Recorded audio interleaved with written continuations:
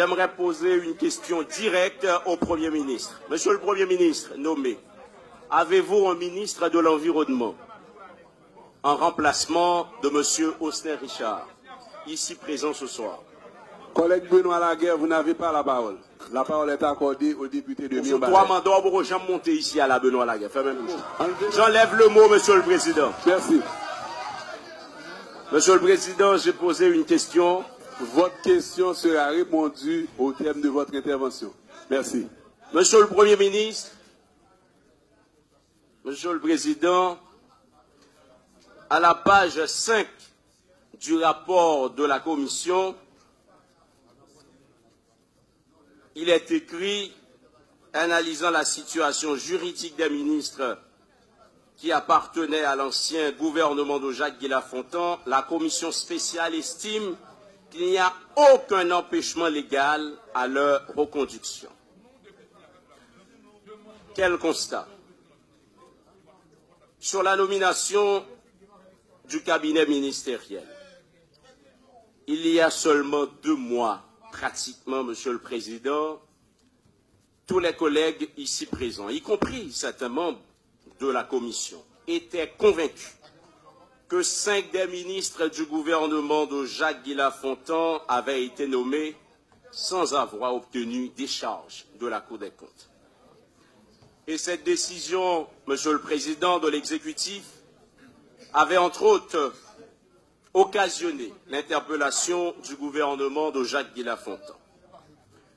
Voici aujourd'hui, cette commission se présente devant l'Assemblée avec un rapport, comme si c'était l'agneau de Dieu qui ôte le péché du monde, pour nous annoncer que ces ministres reconduits sont conformes, eu égard aux prescrits de la loi et à la Constitution.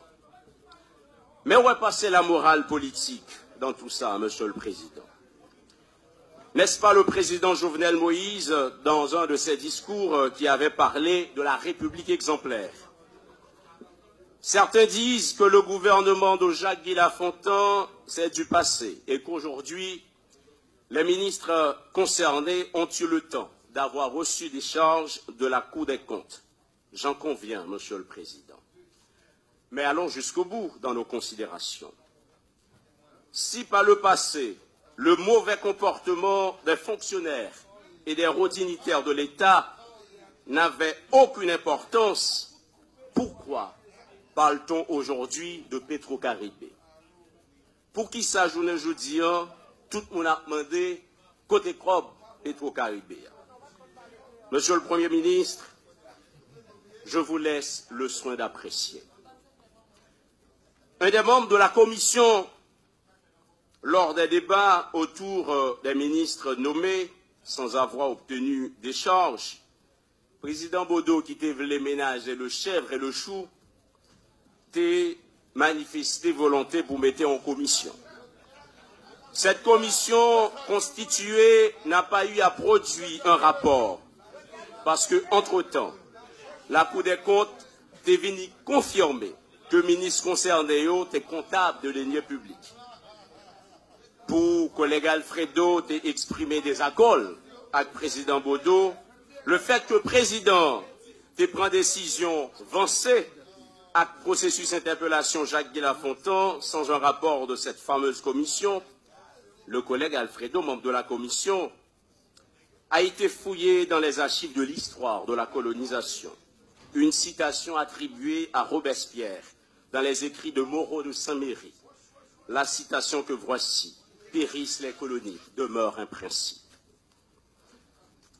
Monsieur le Premier ministre, à la vérité, vous n'êtes pas le plus mauvais Premier ministre que le pays ait choisi depuis l'adoption de la Constitution de 1987. Je veux croire que vous avez la posture pour être un bon Premier ministre. Mais le respect des principes oblige. Je regarde votre cabinet ministériel avec beaucoup de méfiance. Et comme c'est le cas aujourd'hui pour Petro-Caribé, tôt ou tard, comme l'avait dit Alain Thunier, la nation aura à demander des comptes à ses ministres qui ont eu à violer la Constitution.